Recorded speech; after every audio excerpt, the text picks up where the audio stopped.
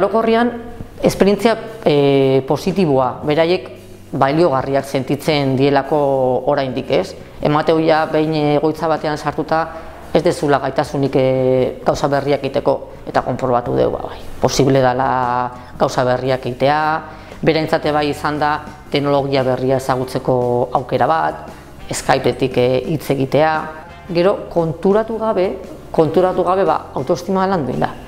Bai, beraiek protagonista sentitu dira, bai, hasieran programa hasi zanean irten zien bai egunkarian, internete bidez jende pila bat ikusi zuten, orduan protagonistak, besti erakusteko, zuzentzeko, gaitasuna hori hortzegoela handikan, eta naiz eta menpekotasuna duten pertsonak izan, momentu horietan beraiek dira autonomoak, euskara aldetik. Ni euskaraz egiteko moduan autonomoa naiz. Estaldian dagoen pertsona, behar nau euskaraz praktikatzeko. Eta nik ikusi dudana izan da, naiz eta kognitibo aldetik pertsonak ondo daudena izan, landu egin da kognitibo arloa. Nola? Orientazioa landu egin da, beraiek badakitea 15 aldian behin saioa eduki behar debela. Eta nahiz eta atzetik ibili gogorarazten, beraiek kontrolatzen dute. Gutxi gora beraia 15 egun pasatu direla, zein asteko egunean izan berdan, hori alde batetik. Gero, memoria ere landu egiten da.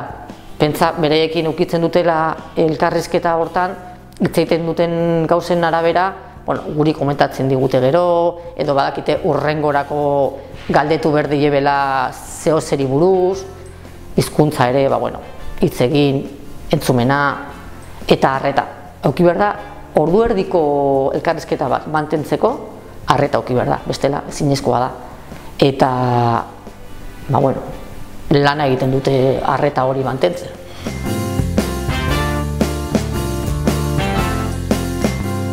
Daukagu barrenatuta. Egia da, hasiera batian, ez genekien nola egin, eta zuk hasieran aipatu ezun bezala ez da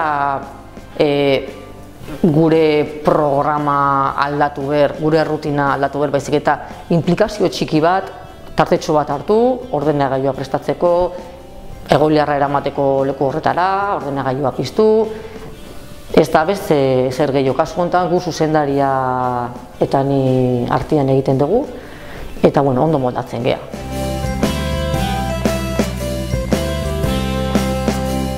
Harremana juntzan sendotzen, eta adibidez Gorka, Zebian bizi dana, Gorka da Milaren bidelaria, honea torri bertzan, berez Barakaldokoa da, juntzan Zebilara bizitzea, eta torri bertzan Barakaldora bere laneko gauzaren bat egitea. Orduan esan ziguten, bera eta bere anaia, biak etorri ziren. Posible da Mila ikustea, bisitatzea, eta baietza, esan genion, posible zala, noski baiet. Bakarrik utzien kalera, egon ziren tragoat hartzen, Azpitiko plazan, eta ezagutzen ziren elkar, bakarrik falta zen harreman fisiko hori, eta etortzeko da berriz, Gorka, eta Milaia familia osua ezagutzen du, internetetik, bere Andria, bere seme alabak, daia familikoa.